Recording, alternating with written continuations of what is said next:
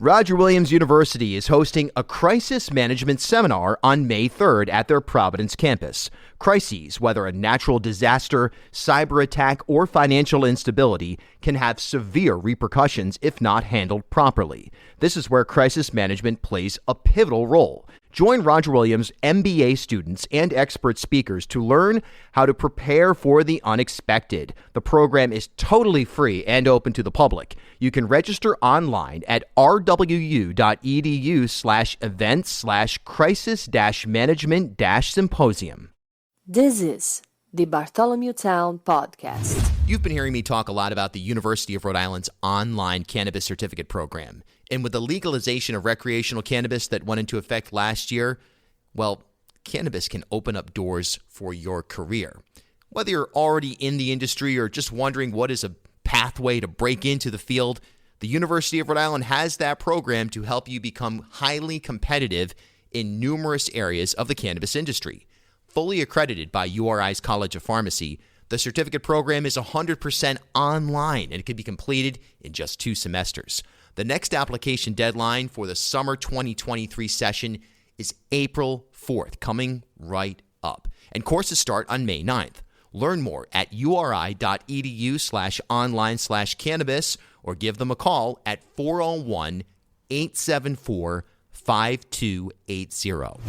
Amanda Milkovits, the Boston Globe, with an amazing piece in terms of investigative journalism on Mike Mota that ran actually on the front page of the Globe over the weekend. And look, this is the type of investigative work that is lesser and lesser, especially at the local level. And it made me cringe. It made me kind of pause and think, what is going on around us here in terms of our business operations, both private and public sector. And at times you couldn't help but laugh as well. So thanks for hopping on. And, we were saying offline that you've been working on this since January 2022. Yes. January 2022, which was when a few former associates of Michael Mota approached me and said, you really should look into what he's up to. And in the beginning, I wasn't really sure there was going to be a story because it was hard to grasp the extent of what was going on. I mean, this is an unusual story. It is an unusual story for, I think, any reporter to take on because it required so much work, so much investment of my time and investment of the Boston Globe's resources as well. And, there aren't that many reporters left. And we're all trying to scramble and cover the daily news. But the more I found out about what he had been doing and the breadth of what was going on, I realized that this is an extremely important story for people to know about because it's not only impacted vendors and individuals who say invested with his companies and his cryptocurrency, Sopranos actors who went unpaid by a guy who loves Tony Soprano, which is, kind of amusing and bizarre. But, now we're looking at Skyline at Water Place, which is owned by the city of Providence, and the taxpayers of the city have been basically allowing this, they have not been making money off the lease. And now Memorial Hospital, which honestly threw me for a loop. I didn't see that one coming. Right. But Memorial Hospital is very much still in play. According to Housing Secretary Pryor, when I spoke to him just the other day, he said all options are still open, including working with Michael Mota. Yeah. So who knows? Yeah, that's unbelievable. And if you haven't read the article, you should read the article. I'll start with that. It's an awesome piece. It's one that it flows really well. So don't get intimidated by the length. It's like in this era of TikTok and short form. Dig in. You'll really find a lot there, and it does keep moving. But in sum, I guess the simplest way to describe Michael Mota is he's a guy who claimed he was a vice president at Alex and Ani when in fact he was working at a marketing agency that was ultimately acquired by Alex and Ani, kind of boosted to a vice president role there. That sort of began a presence in local business and not just local, the greater frankly, international business sector that allowed him to build a reputation as a bit of a fixer, as a bit of a, as just a guy who, as a player. Player. And he has, people have described him to me as people who actually invested with him. I've spoken to people who have invested $75,000 with him that they're out now. $25,000. I heard of another who is out $100,000, and all the way down to people who've lost $3,000, and which is no small change when you're a small business owner and you're trying to make ends meet. But they said he comes across as someone who knows what he's talking about, who's been involved in many businesses. He's really fast talking. He's from North Providence, so he's got the North Providence accent, and he comes across as a mover and a shaker. And I love that you said the fixer, because one of his idols, not just Tony Soprano, it's Giovanni Ferrosi, who is the former CEO of Alex and Ani, and called himself the fixer, and went down in flames, and is currently the second biggest tax scofflaw in Rhode Island, and is now in Puerto Rico. So that's really kind of where Mike Mota really got his start. I mean, what's funny about him is he's done a lot of things. He wanted to be a superintendent, and this didn't make it into the story, but he has a master's degree in education. He was briefly an elementary school teacher and a substitute teacher, North Providence, substitute teacher in Providence, wanted to be a superintendent. You're not going to be a superintendent as a substitute teacher. It's just not going to happen. But then he gets involved with this little marketing company that gets picked up by Alex and Ani, and boom, to the moon. Here we go. Because a lot of money is coming into Alex and Ani at the same time. No, he was never, ever, ever vice president of Alex and Ani. He disagrees. He says he was, but he came to say that long after he left the company. He started saying that. He started giving himself credit for helping that company really grow. No, it's not. It's not what happened. And I found that out through multiple interviews of people who worked with him at the time. And, including this, the company's own founder, Carolyn Rafalian, said he was not vice president of Alex and Ani. She probably would know. Yeah. That cachet of being a part of a jewelry company like that really was a launching pad for him. Yeah. And he's managed really to surround himself with politicians, including Mayor Alorza, Mayor Grebian. He's tried with Mayor Smiley. He's dropped names all over, House Speaker Shekarchi, for example. And other folks, as they think I've got great ideas, and they think that you should find funding for me for my various projects. And if you don't know, you might go along with it. But, other people, even those who gave him money, said he struck me as a used car salesman. And some of these ideas sounded like Ponzi schemes, but he was convincing enough that they went along with it. And a lot of people regret it. Yeah. And he lives in a $2 million home with a heated pool, so on and so forth. And that he moved into in the middle of, actually towards the fall of 2021, he moved from $1 million house to a $2 million house in the same neighborhood. And around the same time that people were saying, hey, you owe me money. You're supposed to be paying me.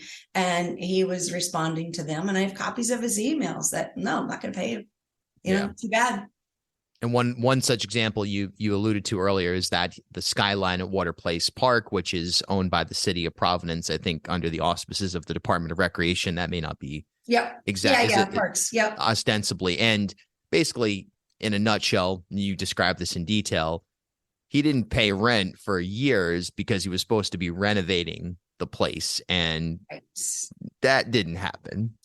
No. So according to the city of Providence, and he maintains that they're wrong. He told me that they're lying, not him, that he got 3 abatements. And this was under the Parks Commissioners agreed to do it. The chairman of the Parks Commissioners was Mayor Alorza, who received more than $18,000 in campaign donations from Mike Mota, his father-in-law, who was also a partner, and their wives and various partners of Skyline. That happened over time as well. But they were supposed to complete various renovations because there were problems with the building. There were various water leaks and issues. And Mike Mota presented a plan and said, hey, we can do it because my father-in-law is Joe Ritchie. He's a contractor. This is the kind of work he does. The last abatement was 32 months. And he says, don't worry, trust me, we'll take care of it. And one of the commissioners says, well, what if you don't? What if Skyline closes? And Mike Mota said, don't worry, my father-in-law will, he'll be the person who you can go to. He's going to be the one who's basically on the hook for the rest of the money. So that came back to bite him because they didn't do the renovations according to the city of Providence. There's no evidence that the work was done. When the abatement ended in August 1st, they didn't start paying rent. So the Smiley administration sent him a letter at the end of February, said, hey, you said your father-in-law is going to be up for it, so we're going to go after him unless you pay $63,000 worth of rent. And by the way, you have fire code violations. By the way, there's a lot of other things that have been going on at Skyline that we're not happy with. So this is kind of the first time that Skyline is starting to be held accountable. And so we're going to see how that plays out. Yeah, there's much more to the story, I'm sure, and I'm sure they'll result in follow-up pieces. Talk about, if you would, the creation of a piece of investigative journalism like this. And you described years of work now. I mean, well, a year and a half of work, we'll say. And it's rare. And I even saw some people, frankly, somebody in the media that was complaining about the paywall to access the story. This isn't an advertisement for the Globe. Yeah. Look, it'd be great if everything was free. It'd be great if, and all that. But even besides that, just talk about the making something like this. How do you do it? I mean, like I said, like in the beginning, I didn't know if I even had a story. I had a couple of people saying something doesn't seem right. I didn't understand the whole grasp of it. I mean, cryptocurrency, I had to talk to experts about how is crypto supposed to work and when isn't it working? When is something wrong here? I had to figure out what Skyline was all about. I had to figure out all the conventions and, and all the agreements. And honestly, the hardest part of telling the story was I have to find people who are going to go on the record. And in the beginning, nobody wanted to because they were being threatened. And I have copies of some of the emails and text messages that he sent to people threatening them. If you ever say anything about me, I'm going to sue you for slander. He even told me he'd sue me for slander. If I ever wrote anything. And people were generally concerned about, if I talk to you, what good will it do? Because I'm already out the money. I know I'm not going to get repaid. And it's embarrassing and it's humiliating. And I'm ashamed of being involved. And I had to prove to them that, look, I'm serious. And the only way we can figure it out is I have to prove that what you're saying is true. And people have to know that a real person was hurt here.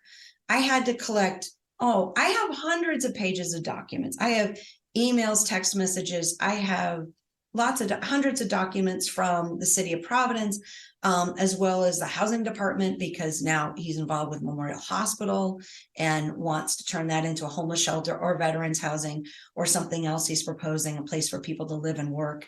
Don't quite understand what that's supposed to be, but he wants money to do that as well. It really took time. And actually, a couple of times I told people, I don't think I can do this, because they weren't ready to talk to me. People weren't ready to be on the record. I didn't have enough information. And so I let it go. I came back to it. It wasn't 15 months of, this is the only thing I'm working on. It was 15 months of, this is in my head, and every day I'm going to try to do a little something on it. And it wasn't until last fall that all of a sudden accelerated. People said, you know what? I'm tired of this. I'm going to say something. And then more lawsuits started to be filed. That was super helpful. Then Memorial Hospital happened. And I thought, oh my God, the state of Rhode Island is involved now. We have to do something. Yeah. The hard part too was just writing it. Like, as you said, this is a very long story. It's 4,700 words. Most newspaper stories are a quarter that size. And so the concern was, yeah, I can do this, but if nobody reads it, who cares? Fortunately, people have been reading it. We're able to analyze how long people stay with the story. They're reading the whole thing. And since it was published, it went online Friday. It was the front page of the Sunday paper. I've heard from so many more people with their own stories, and including some angles I didn't know were going on. So more to pursue there. But it's hard. I'm lucky, the Globe wants to invest in investigative journalism. It's really hard at a smaller outlet. I don't know if I ever could have devoted the time to this. Yeah. Or it would have been your entire life, and it would have been like some of these people who like make documentaries and, just go into debt $200,000 and then hope for the best. I mean, that's really the only other place it's going to happen. Yeah. And it's not going to happen. Nobody's going to do it. And, the Globe has lawyers. This was lawyered because I'm accusing someone of basically being a con artist. Let's make sure we have everything right here. Yeah. So, that's an expense. I had to pay for a lot of these documents. That was an expense. And just my time alone, being involved with this. But the Globe thought that this is really important. People need to know, because there have been other outlets. I think the Providence Journal did a little piece, a WPRI did a little piece just saying, quoting Mike Mota as saying, hey, I'm going to turn this around. But there was no context. Like, it was just, he says I can do this and it's all going to work and it's great. I was reading and watching this and thinking, oh my God, they don't know. They don't know. And that means the public doesn't know. We have to do this. Yeah. Well, it's spectacular work. Amanda Milkovits, the Boston Globe. And look, again, it's not a commercial, but I would recommend subscribing and reading this article. Please subscribe. And, I'll be talking about this more on the podcast with Ed Fitzpatrick, the Rhode Island report that the Globe puts out. It'll be next Thursday. And, I might have some excerpts of some of my interviews with Mike too, but I so appreciate being on your podcast, Bill, because it's so good to be able to talk about this. Yeah, I appreciate you coming on. Thanks so much. Thank you. CCA Health Rhode Island, Commonwealth Care Alliance, or CCA, is a multi-state integrated care system influencing innovative models of complex care nationwide. CCA Health's Uncommon Care model focuses on sustainable and evidence-based healthcare breakthroughs that improve the health and well-being of people with significant needs, and is consistently recognized as one of the best models in the country at identifying and serving traditionally hard-to-reach individuals. CCA is excited to bring Uncommon Care to Rhode Islanders with a range of Medicare Advantage plans. Learn more by visiting commonwealthcarealliance.org/Rhode Island. At HealthSource RI for Employers, we provide access to health insurance to more than 1,100 local businesses and nonprofits, and 96% of them renew through us every year. Maybe it's our choice of 19 different health plans, our 10 years of customizing solutions, or our one local team of dedicated experts helping employers find quality health insurance. See how our numbers stack up for you. Learn more at healthsourceri.com/employers.